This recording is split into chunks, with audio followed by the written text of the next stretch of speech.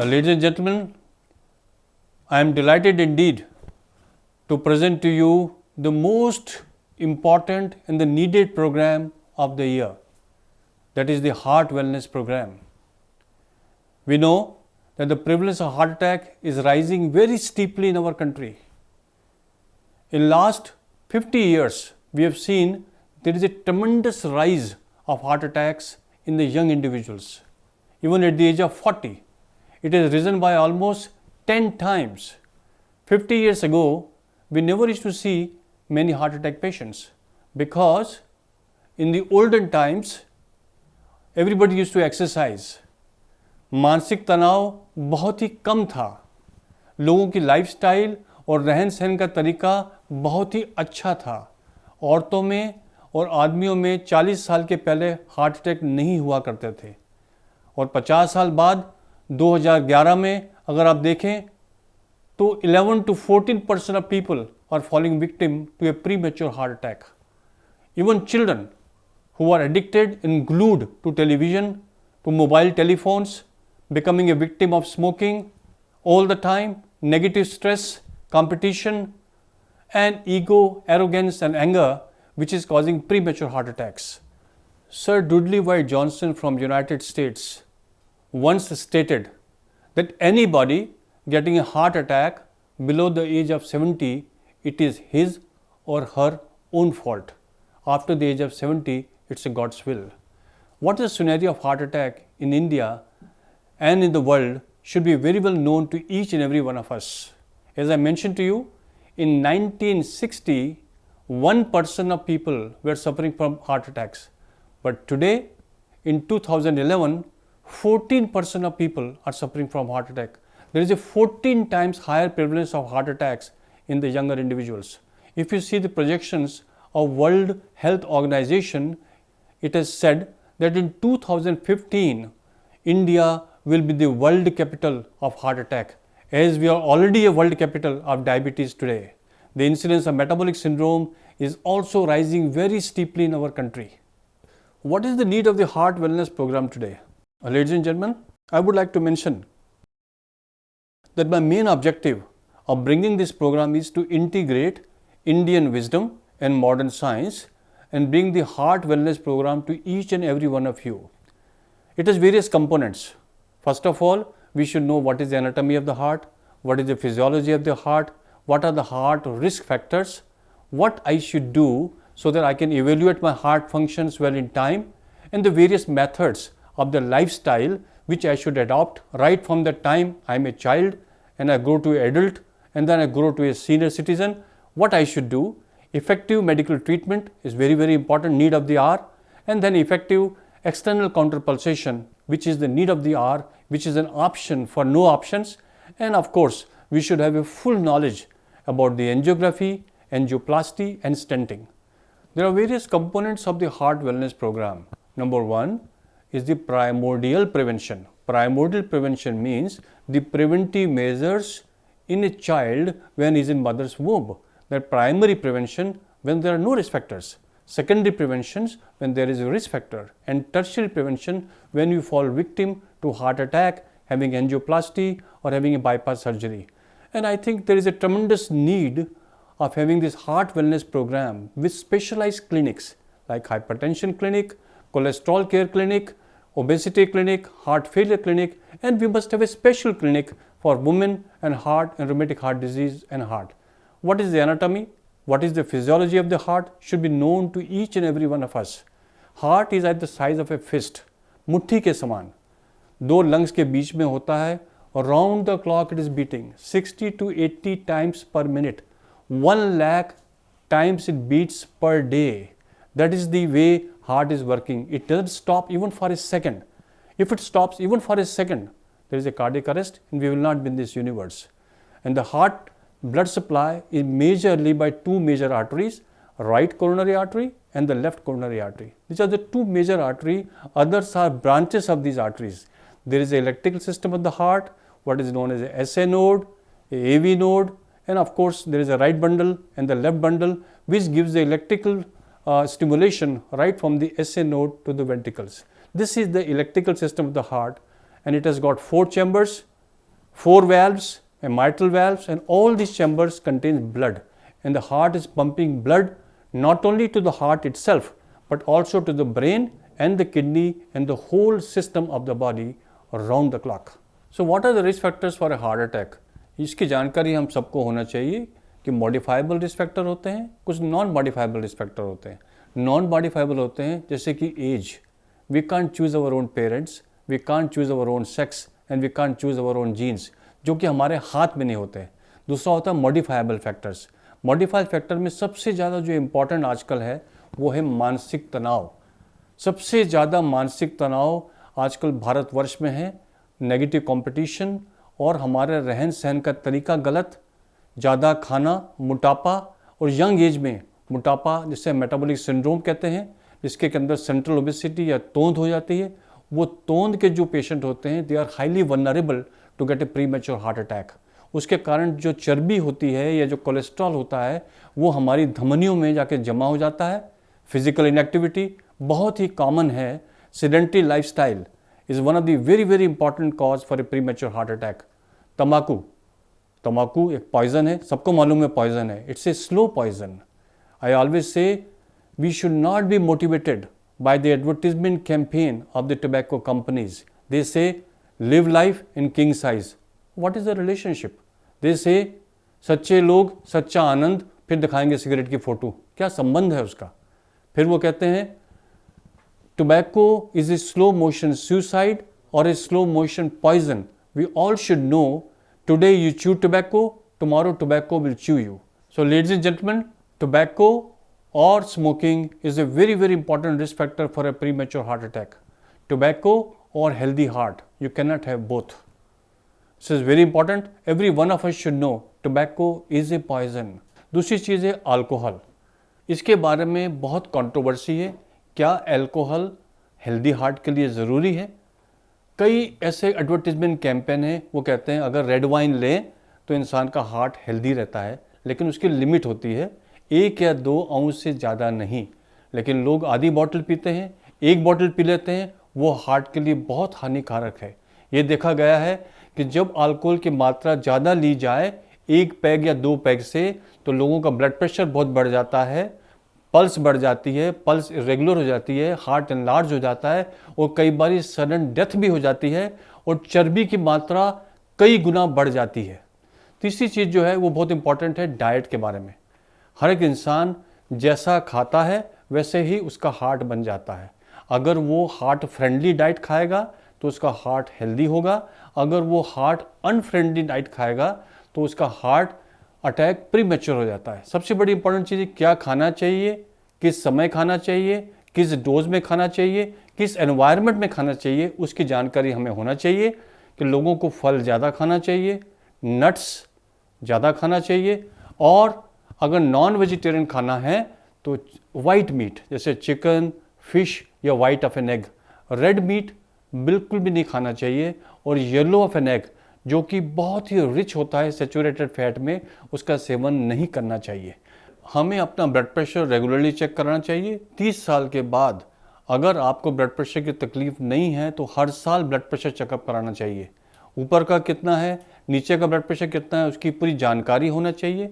आपका fasting blood sugar कितना है, ये भी जानकारी होना बहुत ही ज़रूरी है. ये देखा गया है कि रैपिड अर्बनाइजेशन, रैपिड इंडस्ट्रियलाइजेशन से, पोल्यूशन से लोगों को प्रीमेच्योर हार्ट अटैक हो रहे हैं. और इंडिया में जितना ज़्यादा सोफिस्टिकेशन इन टेक्नोलॉजी हो रहा है उससे लोगों को प्रीमेच्योर हार्ट अटैक हो रहे हैं. अब हमें ये देखना है कि अगर हमारा हार्ट हेल्दी है कि हमारा हार्ट हेल्दी नहीं है. उसके लिए कुछ ना कुछ टेस्टिंग करते हैं जिसे हम कहते हैं heart work plan. Heart work plan में बहुत चीज़ें होती हैं. कुछ बायोकेमिकल टेस्ट होते हैं, ब्लड कोलेस्ट्रॉल या लिपिड प्रोफाइल कहते हैं, यूरिक एसिड, होमोसिस्टीन लेवल्स और फिब्रिनोजन लेवल्स, और ऐसी कई चीज़ें होती हैं जैसे यूरिया, क्रिएटिनिन, इलेक्ट्रोलाइट्स, कोई HSCRP, ECG, होल्टर, एक्को टेस्टिंग और ट्रेडमिल टेस्टिंग. और कुछ पेशेंट को हम CT एंजियो कराते हैं या एंजियोग्राफी भी कराते हैं, और कुछ पेशेंट की हमें इलेक्ट्रोफिजियोलॉजिकल स्टडीज़ भी करना पड़ती है. सबसे पहली चीज़ क्लिनिकली कि ब्लड प्रेशर कितना है, इसका ECG कितना है, रेस्टिंग ECG. उसके बाद हम देखते हैं क्या इसको 24 आवर होल्टर की ज़रूरत है, जिसमें कि हम देखते हैं मैक्सिमम हार्ट रेट कितना है, मिनिमम हार्ट रेट कितना है और एवरेज हार्ट रेट कितना है। और फिर इन पेशेंट को हम ट्रेडमिल में कराते हैं एक्सरसाइज, देखते हैं कि पीक एक्सरसाइज पे हार्ट रेट कितना होता है और इनकी क्षमता कितनी है, इनका एफर्ट टॉलरेंस कितना है। फिर एकोकार्डियोग्राफी करते हैं जिससे हम देखते हैं हार्ट की एनाटॉमी और हार्ट का फंक्शन, हार्ट के वेल्व ठीक काम कर रहे हैं, हार्ट की धमनियाँ या हार्ट के अंदर जो मांसपेशियाँ होती हैं वो ठीक चल रही हैं कि नहीं, इजेक्शन फ्रैक्शन कितना है, पंपिंग कैपेसिटी कितनी है, वो सब चीज़ें हम देख लेते हैं। फिर हम देखते हैं किस पेशेंट को स्ट्रेस थीलियम कराना है। थीलियम से हम ये देखते हैं कि हार्ट के अंदर उसके ब्लड का परफ्यूजन ठीक है कि नहीं, कोई परफ्यूजन डेफिसिट तो नहीं है। और फिर डिसाइड करते हैं किस पेशेंट की एंजियोग्राफी करना है। एंजियोग्राफी करने से हम ये जानकारी कर लेते हैं कि जो राइट कोरोनरी आर्टरी है या लेफ्ट कोरोनरी आर्टरी है या उसकी ब्रांचेस हैं उसमें किसी प्रकार के कोई ब्लॉकेज तो नहीं है, या it is A small vessel disease जिसे हम कहते हैं सिंड्रोम एक्स। ये बहुत ही कॉमन है भारतीयों के अंदर। आजकल एक नया तरीका आया है जिसे हम कहते हैं सीटी एंजियो, जिसमें हमें कार्डियक कैथेटराइजेशन नहीं करना पड़ता है, सिर्फ कंट्रास्ट लगा के हम एक एंजियोग्राफी करके देख लेते हैं कि उनके एंजियोग्राफी में कोई डिग्री की ब्लॉकेज तो नहीं है। होल्टर मॉनिटर एक बहुत ही इंपॉर्टेंट टेस्टिंग है, वो कुछ पेशेंट के लिए बहुत ज़रूरी होता है। और कोई हमारे पेशेंट ऐसे होते हैं जिनको पेसमेकर लगा होता है तो उसकी पेसमेकर टेस्टिंग करना चाहिए, उसके भी अपने अपने तरीके हैं।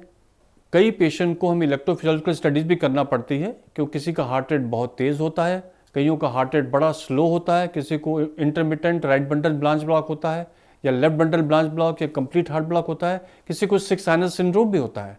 तो अगर इसकी हमें जानकारी हो टाइम पर तो हम काफ़ी लोगों के अंदर हेल्दी हार्ट को एनहांस कर सकते हैं, either by medication or by putting in a pacemaker in time so that they don't fall victim to a sudden cardiac death. How can we have healthy heart? How can we prevent heart attack? How can we prevent the faulty lifestyle? I think lifestyle optimization or lifestyle modification is the need of the hour. Most important thing is we all should learn how to manage stress. I think meditation is a very, very important tool. हर एक इंसान को 20 minute सुबह और 20 minute शाम को meditation करना चाहिए, अभ्यास करना चाहिए, जिससे कि इंसान को साइलेंस का एक्सपीरियंस हो, उससे इंसान हेल्दी हार्ट पर रहता है। सबसे बड़ी इंपॉर्टेंट चीज़, हर एक इंसान को रोज़ सुबह कम से कम 20 मिनट या 25 मिनट ग्रीन पार्क में जाना चाहिए। He should enjoy the beauty of the garden, enjoy the beauty of the nature and look at the flowers, look at the unpolluted atmosphere, experience that environment which is very, very healthy for the heart. I think environment plays a tremendous role and creates the impact on the healthy heart. ये महामंत्रा का ज्ञान सबको होना चाहिए कि KFP versus BFP। KFP का मतलब ये है क्या फ़र्क पड़ता है और BFP का मतलब है बहुत फ़र्क पड़ता है। हमारी ज़िंदगी में रहन सहन की शैली में एक बैलेंस होना चाहिए। हमें किसी भी चीज़ को रिएक्ट नहीं करना चाहिए, उसको respond in a very positive way करना चाहिए, एनालिसिस करना चाहिए and then we should respond to the situation. अगर हम रिस्पॉन्ड करेंगे तो we will not fall victim to a premature heart attack. Healthy heart is possible by managing the stress in a very optimal manner by a new mantra, and this new mantra is a mantra of spirituality, yoga and meditation. Heart energizing meditation is the need of the hour. Every one of us, हम सबको ये जानकारी होना चाहिए कि हमारे अंदर 7 energy zone हैं। जो पहला एनर्जी जोन है वो हमारे लो बैक में होता है, जिसे हम कहते हैं सिक्योरिटी जोन। उसका जो रंग है वो लाल है। अगर हम लाल रंग को देखें और हमारी अवेयरनेस वहाँ पर हो बैक में, और साथ में एक मंत्रा का हम मनन करें जिससे हम कहते हैं लम, तो उस हमारी एनर्जी जोन को हम एनर्जाइज करते हैं। अगर ये जोन हमारा ब्लॉक हो जाए तो हम लोग सेल्फिश हो जाते हैं और हमारे अंदर मेटेरियलिस्टिक बातें हो जाती हैं। अगर ये ब्लॉक हो जाए तो हमारे अंदर ईगो हो जाता है, और अगर ये एक्टिवेट हो तो हमारी एनर्जी प्रॉपर रहती है। Second energy zone which is very important, जिसे हम कहते हैं वम, और वो होता है हमारी नाभि के नीचे। ये होता है रिलेशनशिप का जोन। अगर ये हमारा एनर्जी जोन एक्टिव हो तो हमारी रिलेशनशिप परफेक्ट रहती है, और अगर हमारी रिलेशनशिप परफेक्ट है तो हमारा हार्ट हेल्दी होगा। इसके लिए हमें ऑरेंज कलर को देखना होगा और हमें इस मंत्रा का मनन करना होगा जिसे हम कहते हैं वम। वम का उच्चारण 4 बार रोज़ सुबह और 4 बार रोज़ शाम को अगर हम करें तो हमारा जो ये एनर्जी जोन है इसको हम एक्टिव कर सकते हैं। थर्ड एनर्जी जोन जो है वो हमारा अपर एब्डामन में होता है, जो कि विल पावर का होता है, जिसका रंग है येलो, और इसका जो मंत्र है उसका नाम है रम। अगर हम रम का उच्चारण 4 बार करें तो हम अपने विल पावर को एनहांस करते हैं, और अगर हमारी विल पावर स्ट्रांग होगी तो हमारा हार्ट हेल्दी होगा। अगर हमारी विल पावर कमज़ोर होगी तो हमारा हार्ट हेल्दी नहीं हो सकता। चौथी चीज़ जो बहुत ही इम्पॉर्टेंट है वो है heart energy zone. Heart energy zone के 4 सूत्र होते हैं। एक होता है love, compassion, peace and harmony. ये जो 4 हमारे कंपोनेंट हैं, जिसे हम सूत्रा कहते हैं, ये हमारे कुछ नर्व फाइबर से जो हमारे हार्ट से ओरिजिन होते हैं, इसका जो कनेक्शन है वो हमारी कॉन्शियसनेस से है। और अगर इसको हम इस चीज़ों से या इस इमोशन से नर्चर करें तो हमारा हार्ट हमेशा हेल्दी होगा। इसका जो कलर है वो है ग्रीन, मतलब अगर हम रोज़ को ग्रीन ग्रास को देखें और हम इस मंत्र का मनन करें जिसे हम कहते हैं यम। अगर यम का उच्चारण हम 4 बार सुबह और 4 बार शाम को करें तो हम अपने हार्ट के एनर्जी जोन को एनर्जाइज करते हैं। फिर हमारा होता है नेक में एक एनर्जी जोन जिसे हम कहते हैं thyroid energy zone. This is for truthfulness और क्रिएटिविटी। इसका जो रंग है वो ब्लू है, और इसका जो मंत्र है उस मंत्र का नाम है हम। उस हम को अगर हम 4 बार उच्चारण करें तो we energize our this zone and we are very truthful. और अगर हम ट्रुथफुल हैं तो हमारा हार्ट हेल्दी होगा। नेक्स्ट जोन जो है वो है एनर्जी जोन जिसे हम कहते हैं फोरहेड पे पिट्यूटरी जोन, और वो जो मंत्र है उसका नाम है सम।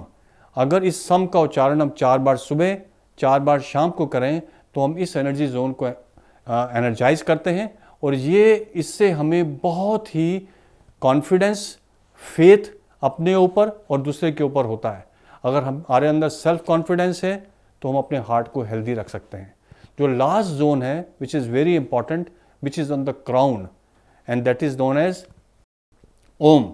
अगर हम ओम का उच्चारण 4 बार सुबह और 4 बार शाम को करें तो we can create a divinity within us, within the universe. अगर हमें डिविनिटी का एक्सपीरियंस हो, साइलेंस का एक्सपीरियंस हो, तो यूनिफाइड फील्ड का एक्सपीरियंस होता है और हमारा हार्ट बहुत ही हेल्दी होगा। इसके ऊपर बहुत स्टडी हुई है, और हमारे ख्याल से ये 7 एनर्जी जोन का एनर्जाइज करना बहुत ज़रूरी है। इसमें सिर्फ 7 मिनट लगते हैं, 7 मिनट सुबह, 7 मिनट शाम को। अगर हम हार्ट एनर्जाइजिंग मेडिटेशन करें, it is a very very important part of the heart wellness program. So the next thing is very important is exercise in yoga for healthy heart. Every one of us should exercise at least for 30 minutes every day. Walking, walking, jogging, cycling, swimming or dancing are the best exercises. Those who walk for 30 minutes every day, they have a perfect blood pressure, perfect pulse rate, and they don't get a premature heart attack. Exercise is very very important to improve the circulation in the whole system of the body, including the heart. We should go and have a pranayam. We follow all the 8 limbs of yoga: yama, niyama, asana, pranayam, pratyahara, dharana, dhyana and samadhi. सबसे पहली चीज यमा।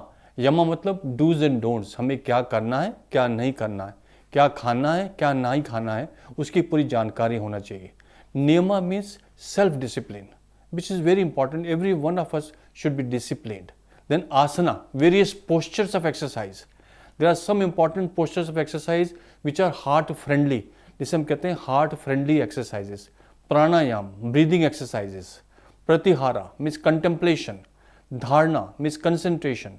Dhyana means meditation. And then transcendence, that is samadhi. अगर ये 8 component हम योगा के रोज follow करें तो हमारे ख्याल से सबका हार्ट हेल्दी होगा। 70 साल की उम्र तक हर एक इंसान का हार्ट हेल्दी होना चाहिए। 70 साल के पहले किसी को भी प्रीमेच्योर हार्ट अटैक नहीं होगा अगर वो रोज़ आधा घंटा सुबह और आधा घंटा अगर शाम को एक्सरसाइज करें। The next important thing is laughter therapy. Laughter is a very very important human emotion which is confined only to human beings. Laughter is a tranquilizer, equalizer, stabilizer, energizer equipoiser and happinessizer. अगर आप देखें, एक छोटा सा बच्चा दिन में 400 बार हंसता है और एक इंसान 4 बार भी नहीं हंसता। लाफ्टर थेरेपी के बहुत फ़ायदे हैं। जो इंसान कम से कम दिन में 4 बार से ज़्यादा हंसते हैं, उनके अंदर कुछ केमिकल्स, जिसे हम कहते हैं एंडोर्फिन्स, वो काफ़ी लिबरेट होते हैं, जो हमारे अंदर ट्रैंक्विलिटी पैदा करते हैं और हमारे हार्ट के लिए बहुत ही हेल्दी है। हर इंसान को कम से कम थोड़ा टाइम सुबह हंसना चाहिए। Don't laugh at anybody else, laugh at yourself. But when you laugh at yourself, laugh without a condition. Unconditioned laughter is the best laughter. हर इंसान को थोड़े टाइम के लिए हंसना चाहिए। महात्मा गांधी ने कहा, You are not dressed completely if you don't wear a smile on your face. Please wear a smile on your face so that you are ready for the day. Not only ready for the day for your work, but for a healthy heart too. Weight management is a very, very important tool to have a healthy heart. I firmly believe longer is the waistline, shorter is the heart line, and the vice versa. Shorter is the waistline, longer is the heart line. अगर हम ये चीज़ को समझ लें, जिस इंसान की तोंद होती है या जिसकी तोंद की गोलाई 90 सेंटीमीटर ज़्यादा औरतों में और 80 सेंटीमीटर से ज़्यादा आदमियों में अगर हो, तो उनकी हार्ट अटैक की क्षमता 10 गुना बढ़ जाती है। तो किसी भी इंसान की तोंद नहीं होना चाहिए। तोंद का संबंध डायरेक्ट हार्ट की हेल्थ के साथ है।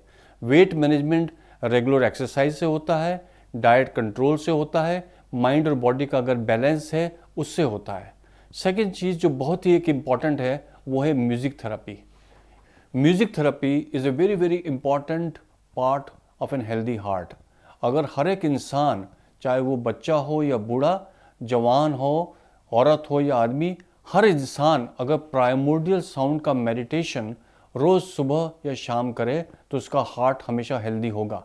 Primordial sound is like a pre verbal sound या pre articulated sound.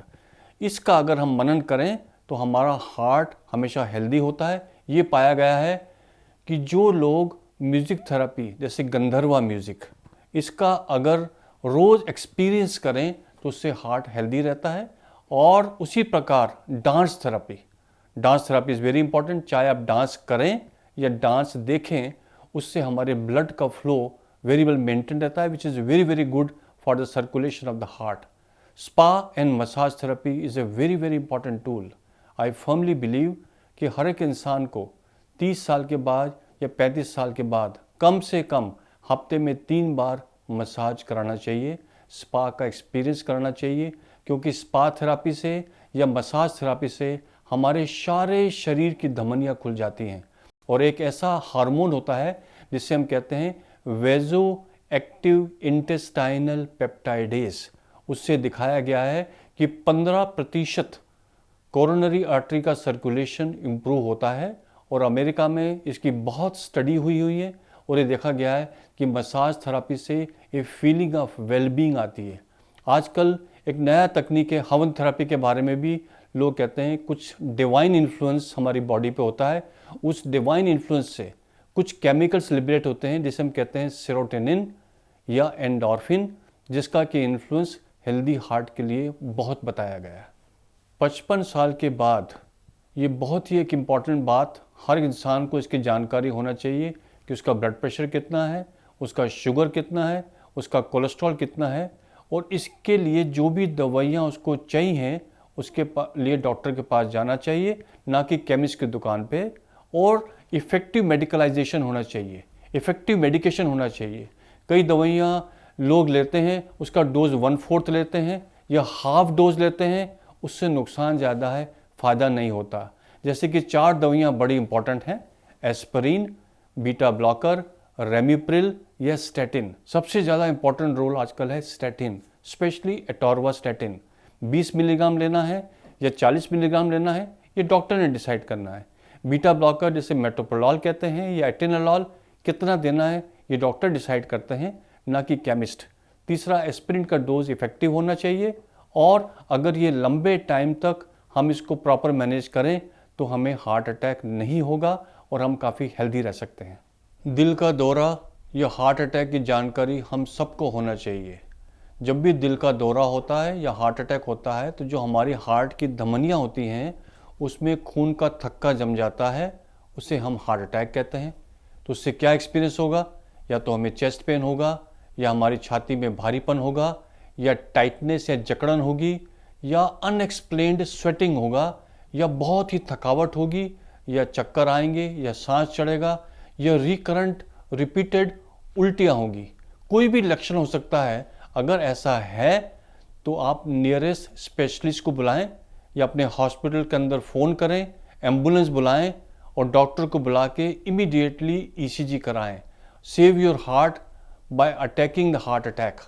Heart attack can be attacked at home first by doing an ECG, और हॉस्पिटल जाने के पहले 1 टैबलेट एस्पिरिन, 4 या 6 टैबलेट क्लोपिडोग्रेल और 40 मिलीग्राम्स ऑफ स्टैटिन, जिसे हम कहते हैं एटोर्वास्टैटिन, और 1 इंजेक्शन टेनिएक्टिप्लेस का, जिसे हम कहते हैं एलाक्सिम, 5 सेकंड में अगर ये इंजेक्शन लग जाए, बोलस इंजेक्शन, तो हम हार्ट अटैक से जो डैमेज होता है उसको हम काफ़ी हद तक बचा सकते हैं। और इमीडिएटली एम्बुलेंस को कॉल करें। ये इंजेक्शन घर में दे सकते हैं, क्लिनिक में दे सकते हैं, नर्सिंग होम में, एम्बुलेंस में या इमरजेंसी में। अगर ये इंजेक्शन दे दिया जाए तो हार्ट को डैमेज काफ़ी हद तक हम बचा सकते हैं। उसके बाद पेशेंट को शिफ्ट किया जाए कैथ लैब में, वहाँ उसकी एंजियोग्राफी हो, और अगर ज़रूरत हो तो एंजियोप्लास्टी, स्टेंटिंग या बाईपास सर्जरी हो। अगर ये सब चीज़ें टाइमली हो जाएं तो हार्ट अटैक का जो डैमेज है हम काफ़ी हद तक बचा सकते हैं। Now will talk about external counter pulsation, ECP। Bharat Ratna doctor APJ Abdul Kalam ने ईयर 2000 में कहा कि now the time has come in era of ECP। Era पे ECP is a very very important preventive strategy. Heart attack होने के पहले और heart attack होने के बाद इस तकनीक को यूज़ किया सकता है। और जो भी हम कफ यूज़ करते हैं ब्लड प्रेशर लेने के लिए, उसको लेग में, थाई में और हमारी हिप्स में अगर लगा दिया जाए और रिपीटेड प्रेशर दिए जाते हैं, उससे हम ब्लड सर्कुलेशन को इम्प्रूव करते हैं, लेग्स में, किडनी में, लिवर में, हार्ट में और ब्रेन में। और ये देखा गया है कि जिन लोगों को ECP किया जाता है तो हम कई साइड नेचुरल चैनल शुरू कर देते हैं, जिसे हम कहते हैं नेचुरल बाईपास। और how to bypass the bypass surgery can be achieved by ECP। कई ऐसे केमिकल पदार्थ लिबरेट होते हैं ECP से, जिससे कि कोरोनरी सर्कुलेशन कई हद तक इम्प्रूव हो जाता है, कार्डियक आउटपुट इम्प्रूव हो जाता है। इसके कई इंडिकेशन हैं। किसी को एंजाइना हो, या किसी को हार्ट अटैक हो, या किसी को हार्ट एनलार्ज हो जाए, या हार्ट फेलियर हो, या सिंड्रोम X हो, जिसे हम कहते हैं माइक्रोवेस्कुलर डिजीज़, तो हमारे हार्ट के अंदर जो प्रेशर्स बढ़ जाते हैं उसके प्रेशर्स को ये कम करता है, जिसे हम कहते हैं फिलिंग प्रेशर्स। कार्डियक आउटपुट को इम्प्रूव करता है। तो ECP के फ़ायदे बहुत हैं, लेकिन कुछ कॉन्ट्राइंडिकेशन भी हैं। जिसको अगर अनकंट्रोल्ड हाइपरटेंशन हो, या जिसको कोई डिवाइस लगाया हो, कार्डियक डिवाइस लगाया हो, या किसी को कोई आयोर्टिक एन्यूरिज्म हो, या प्रेगनेंसी हो, ऐसी कंडीशन में हम ECP नहीं कर सकते हैं। ECP is the best option for no option.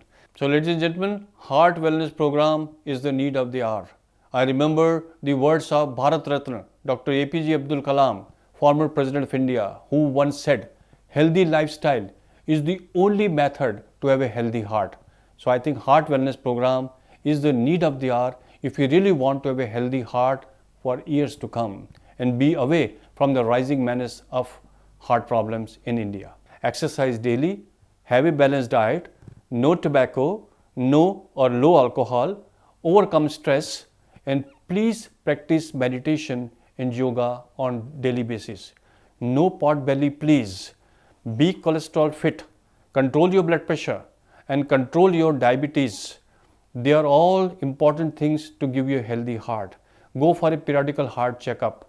And it's very important, if we all have a disciplined life right from the time you are born, I'm sure till the age of 80 or 70, you are not going to get heart attack. After 70, it's God's will. Thank you very much.